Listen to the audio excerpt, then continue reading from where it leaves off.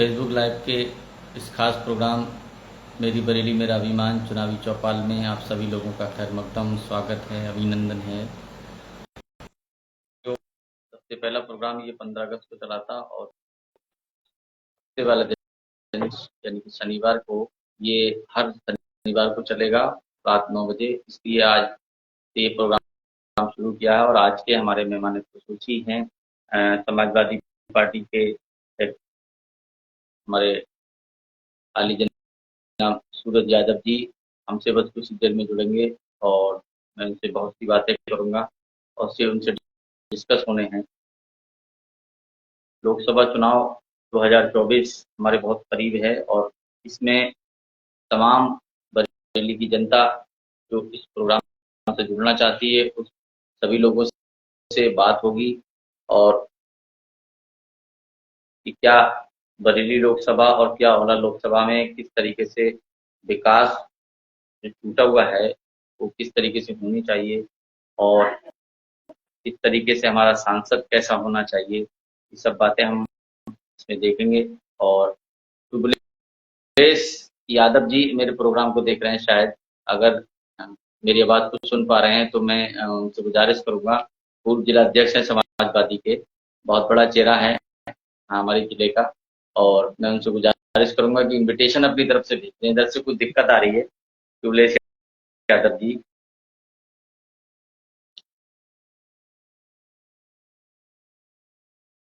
मेरी बरेली मेरा अभिमान का मकसद आप सभी लोगों की बात जन जन तक पहुंचाना है। फेसबुक एक सोशल मीडिया का ऐसा प्लेटफॉर्म है कि इसके जरिए से आप अपनी बात को सही तरीके से रख सकते हैं, कह सकते हैं, ताकि पूरी जनता जो बरेली की है वो आपको देखेगी और बरेली से जुड़े हुए लोग जो बाहर हैं अपने कामों में वो भी आपको देख सकेंगे। क्योंकि जिस तरीके से मेरी ट्रिया मेरी शान चुनावी चौपाल का जो प्रोग्राम चला था तो नगर पंचायत ट्रिया के तमाम लोगों ने इसको विदेशों में तक देखा था, बहुत पसंद किया था। लेकिन फिलहाल ये निकाय चुनाव नहीं है, अभी निकाय चुनाव संपन्न हो चुके हैं। नगर पंचायत में 7वीं सरकार का जो लोकल की हमारी सरकार थी उसका गठन हो चुका है। अब लोकसभा की तैयारी है और लोकसभा का जो इलेक्शन है वो बहुत नज़दीक है, हमारे लिए बहुत खास है। हम इस बार अपना सांसद कैसे चुनेंगे, किस तरीके का चुनेंगे, किस पार्टी से चुनेंगे, ये सब बातें तभी निकल के आएंगी जब आप लोग इस प्रोग्राम में जुड़ेंगे, इस प्रोग्राम का हिस्सा बनेंगे, तभी मालूम हो पाएगा कि किस तरीके से हम अपने सांसद को चुन सकते हैं, हमारे सांसद हमारे लिए कौन बेहतर रहेगा। तो ये सब तभी हो पाएगा जब हम लोग इस प्रोग्राम से जुड़ के और तमाम अपनी बातें अपने मुद्दे रख सकते हैं। ये आप लोगों का ही प्लेटफॉर्म है, बहुत अच्छा प्लेटफॉर्म है और आप लोगों का प्यार मिला, आप लोगों की मोहब्बत रही तो ये प्रोग्राम बहुत अच्छा आगे तक चलेगा। सूरज यादव जी भी लाइन पे हैं, मैं गुजारिश करूंगा कि अपने तरफ से आप एक इन्विटेशन भेज दें क्योंकि इधर से कुछ जुड़ने में दिक्कत आ रही है। आज का प्रोग्राम ही उनके लिए है, मेहमान खुसूसी हैं आज के, और मैं उनसे गुजारिश करूंगा कि कोई दिक्कत आ रही थी जुड़ने के लिए। सूरज यादव जी प्रोग्राम को देख रहे हैं तो मैं उनसे गुजारिश करूंगा कि अपनी तरफ से एक इन्विटेशन भेजें।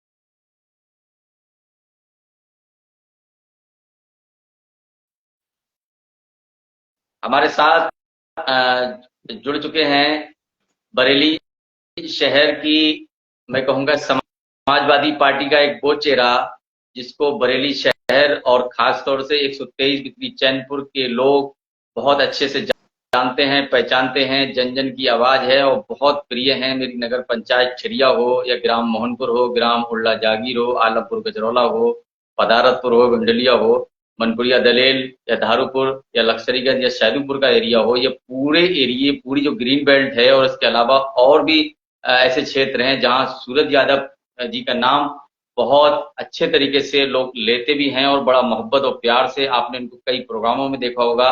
लोगों की जो जिनकी कोई दिक्कतें परेशानी होती हैं वहां पे सूरज यादव जी खड़े मिलते हैं, बहुत बड़ा चेहरा है।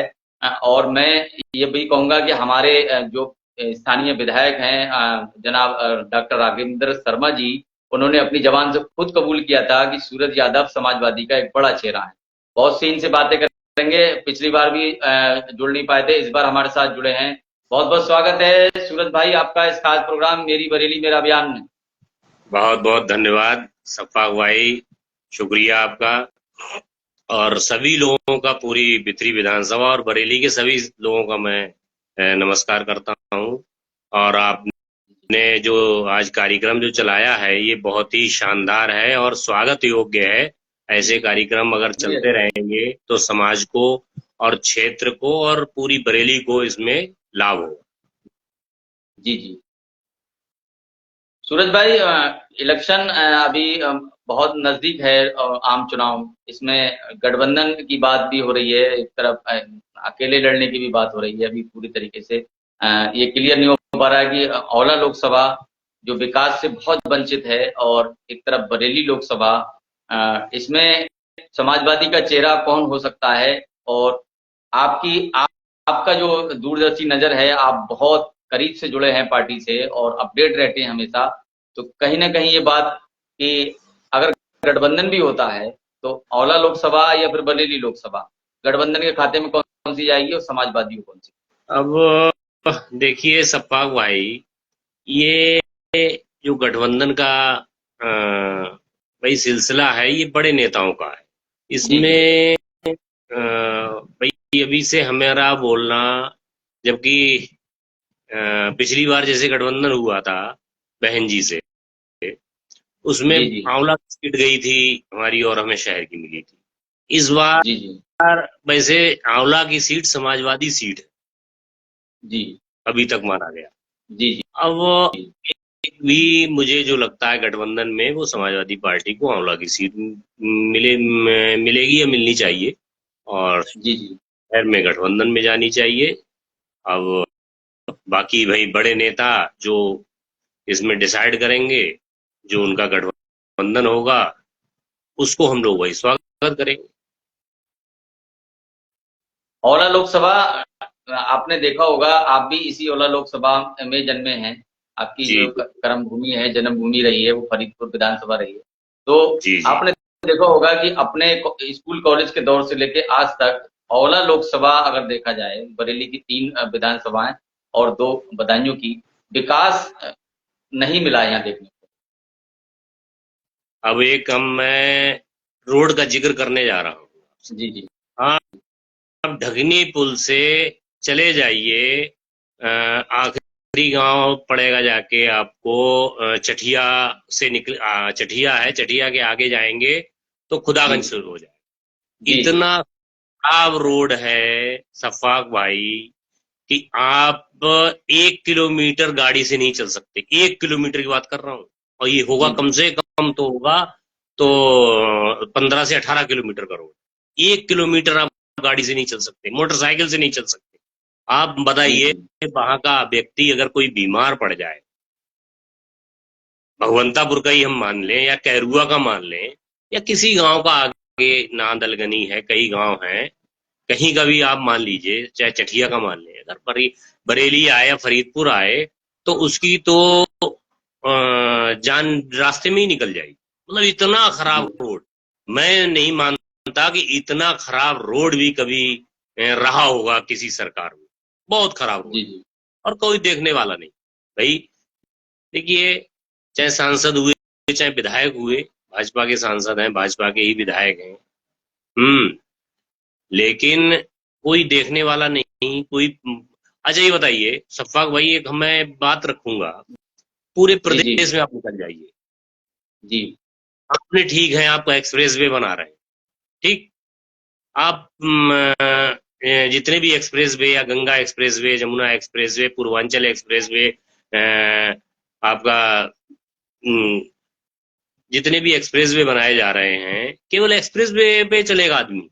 आप लिंक रोड कोई भी देख लीजिए, कोई भी स्टेट रोड देख लीजिए, कहीं भी आदमी सुरक्षित नहीं है। गड्ढे बहुत बहुत हो गए हैं और माननीय मुख्यमंत्री जी हमेशा ये कहते हैं गड्ढा मुक्त होना चाहिए, 6 महीने में गड्ढा मुक्त होगा।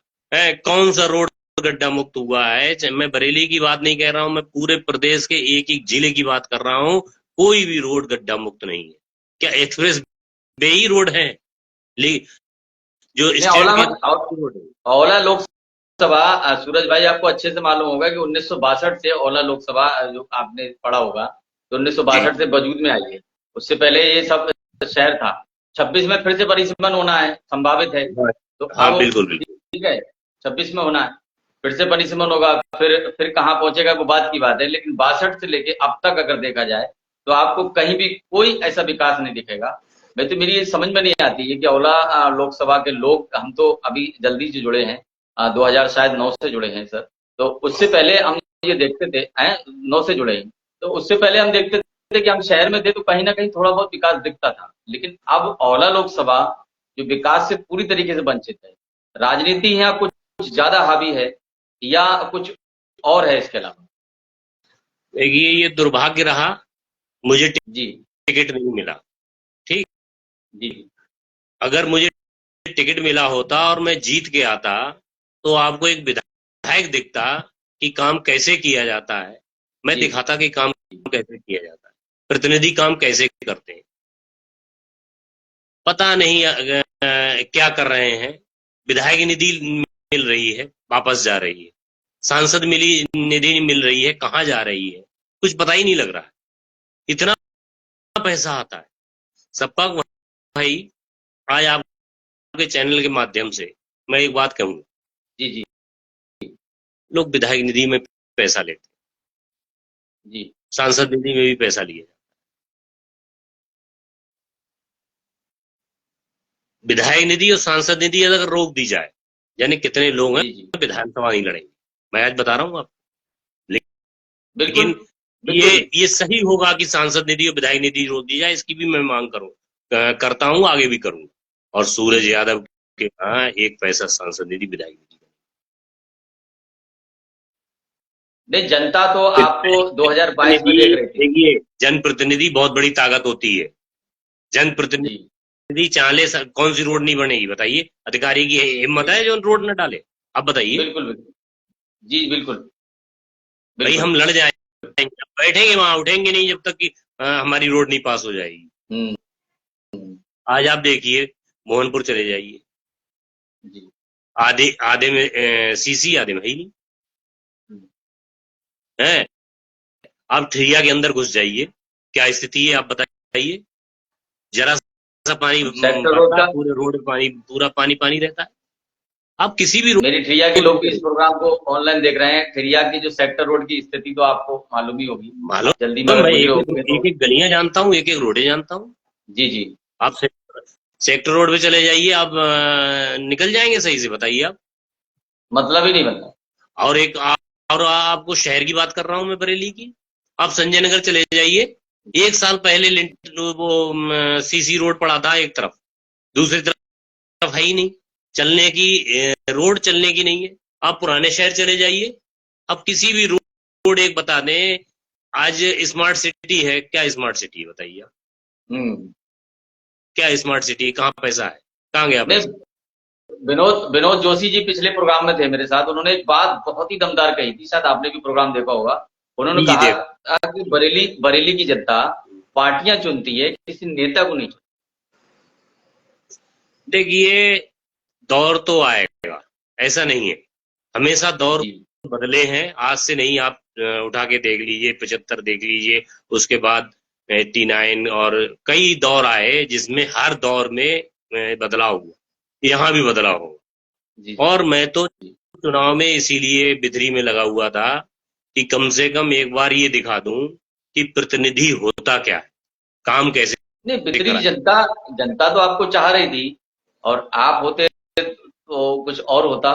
जनता आपको चाह रही थी, लेकिन ये दोष मैं माजरत के साथ कहूंगा कि आपकी पार्टी का था, कि आपकी पार्टी ने जिस तरीके से जो दूसरे को चुना, वो मैं समझता हूँ कि वहां पर खड़े नहीं उतर पाए। आपको जनता देखिए, पहले से पार्टी चाह रही थी, लेकिन सिंबल पार्टी सिंबल का होना जरूरी था। मैंने 2017 में भी टिकट मांगा, 2022 में भी मांगा। जी जी जी और मैं तो ये कह के आया, मैं आपको बताऊं सबका भाई, कि मैं अगर हार के आया तो मैं दोबारा टिकट नहीं मांगनी, नहीं। और मैं जीत के दिखाता कि कैसे जीता जाता है। और एक चीज बताऊंगा और सप्पाक भाई, मुझे जी जी हर बिरादरी वोट मेरे साथ था। जी जी देखिए, दौर, हम किस दौर में हैं, हम चुनाव लड़ रहे हैं पुराने दौर, जी अब वो दौर नहीं है। चुनाव के नियम बदलने पड़ेंगे, चुनाव की रणनीतियां चेंज करनी पड़ेंगी। अब जी जी आपको पहले से घोषित करना पड़ेगा।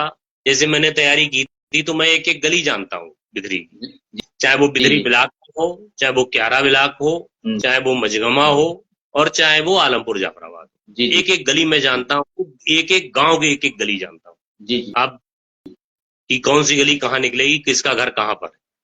जी जी तो मैंने मेहनत की थी, मैंने लोगों को जोड़ा था, जी और इसलिए जोड़ा था कि एक बार लोगों को ये दिखा दिया जाए बरेली वालों का। वे मेरे राजनीतिक गुरु हैं श्री राम गोविंद चौधरी।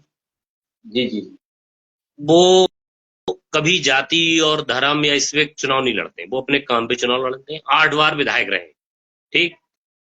और इससे पहले 2007 से पहले वो हमेशा निर्दलीय समझ लीजिए रहते थे, विधायक हमेशा। जी जी उन्होंने विधानसभा चेंज की, तो उनका, उनसे मैंने सीखा है कि जी कैसे लोगों को बनाना है, किस तरह का आपको काम करना है, और जी कैसे आप काम करोगे, और जनप्रतिनिधि की ताकत क्या है।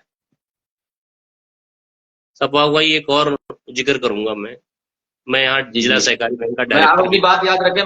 मैं थोड़ा सा माजरत के साथ आपसे ये चाह रहा था कि जो जी जी 2022 में आपका जो टिकट कटा था, जी मैं हालांकि दूसरी पार्टी में हूँ और बहुत वर्षों से हूँ, आपने देखा होगा, लेकिन एक व्यक्तिगत तौर पे मुझे बड़ा दिल से अफसोस हुआ था इस चीज का। मैं आपको एक चैनल, नहीं नहीं, काफी लोग इसको देख रहे ये हैं, लेकिन आपकी बिल्कुल सही बात है, और आपको आप आप क्या, हमेशा साथ मैं साथ कारण में। कारण जानना, सूरज भाई, मैं कारण जानना चाह रहा था कि 2022 में जब आपका ये टिकट जो कटा था, क्या कारण था? कि स्थानीय लोग वहां पे थे, या फिर आपकी पार्टी आला कमान का कुछ आप पे नजर नहीं नहीं, पड़ पाई? स्थानीय स्थानीय लोगों का देखिए, स्थानीय लोगों से किसी से पूछा नहीं गया।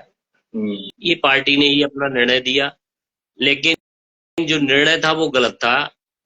जो प्रत्याशी थे हमारी पार्टी से, वो एक गांव के बारे में नहीं जानते थे कि कौन सा गांव कहाँ पे है, क्या है। ऐसे कभी भी चुनाव जीता नहीं जा सकता सफाक भाई, कि हम किसी नए व्यक्ति को कोई चुनाव लाके लड़ा दें और चुनाव जीत के आ जाएं। हम्म, अब चुनाव 2 पे 2 हो रहा है, तीसरा कोई नहीं।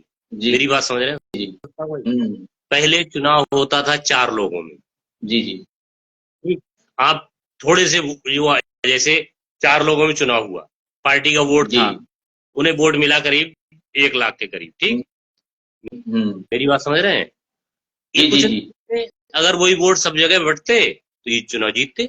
जी जी लेकिन अब चुनाव 2 पे 2 है। चुनाव मेहनत जो करेगा वही चुनाव जीतेगा, जिसने जी मेहनत जी की होगी, जिसने लोगों से संपर्क किए होंगे, जिसने लोगों पर अपनी बात रखी होगी कि हम क्या हैं, हम आपके लिए क्या कर सकते हैं। चुनाव वही जीते। ये और ये तो नहीं कह सकते कि राजनीति एक संभावना का खेल होता है, लेकिन फिर भी ये चीज जरूरी है, और कहना मैं बेहतर तो दूंगा कि 2022 में जिस तरीके से जो माहौल था, शायद ही कभी देखने को ऐसा मिले। सपा भाई, 2022 में माहौल बहुत अच्छा था, ठीक है। जी और माहौल देखिए कभी भी बनाया जा सकता है, ऐसा नहीं है। राजनीति में कोई चीज ऐसी नहीं है जो असंभव हो और आप संभव नहीं कर सकते। जैसे आपने एक बात कही कि आपका टिकट कटा तो मुझे कष्ट हुआ, आप दूसरी पार्टी से, जी जी जी तो जी आप अच्छे व्यक्ति हैं, आप अच्छा चाहते थे कि अच्छा व्यक्ति आए कोई हमारे जी यहाँ, जी ठीक है।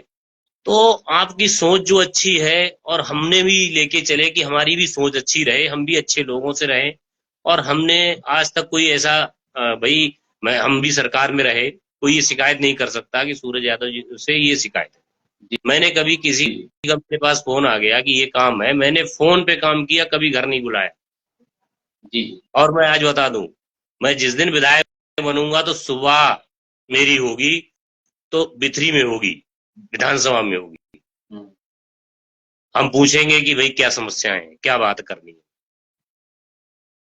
यहाँ। नहीं, जब आपका हौसला इतना बुलंद है तो विधायक भी बनेंगे आप।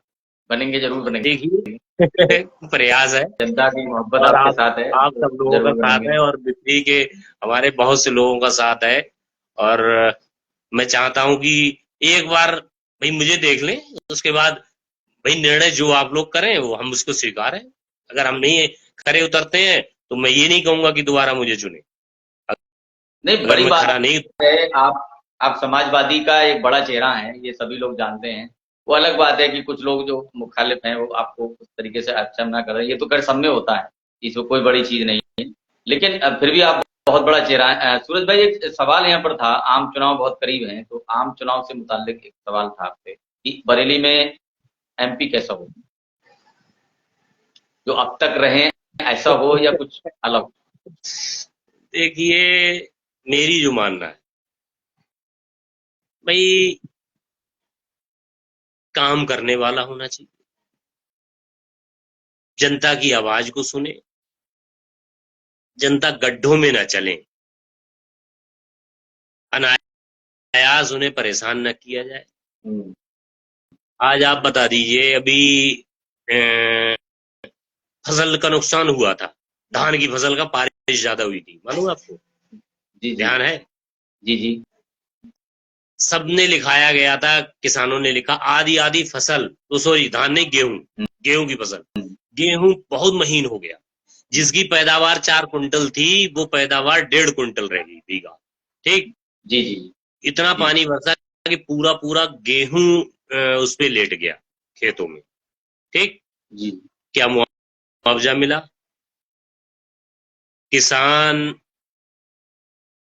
धरती सूरज सतीश सतीश यादव जी आपको सूरज भैया जिंदाबाद लिख रहे हैं, बहुत बहुत शुक्रिया सतीश जी आपका, काफी चाहने वाले प्रोग्राम देख रहे हैं जी।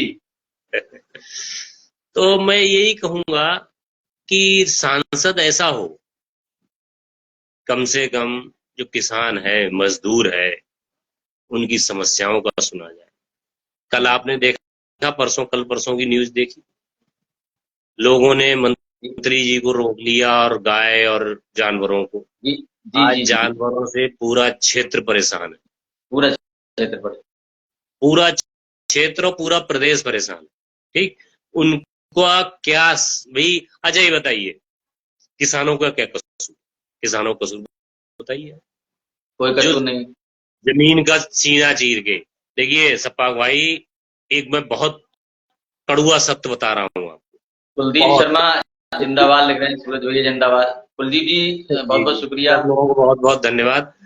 देखिए मैं आज बताऊं आपको, किसान खेत पहले परेवा करता है, ठीक, उसके बाद में उसको जुताई करता है, जी और एक नहीं कई जुताइयां होती हैं। उसके जी बाद में फिर वो घास भी अगर उसमें खरपतवार है उसको बीनता है। ठीक, जी उसके बाद में उसकी बुवाई करता है, नराई करता है, भराई करता है, किताई करता है, कटाई करता है, गहाई करता है, तब वो अनाज घर आता है। जी जी अगर उसका पैसा जोड़ा जाए,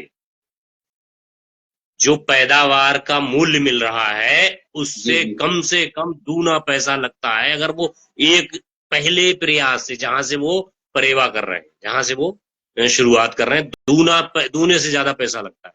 लेकिन कोई जी सोचता है? जी नहीं।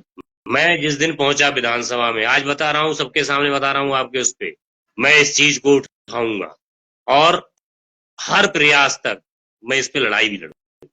जी कई लड़ाइयां हैं मुझे जो लड़नी है, मैं आपको बताऊं, कई समस्याएं हैं।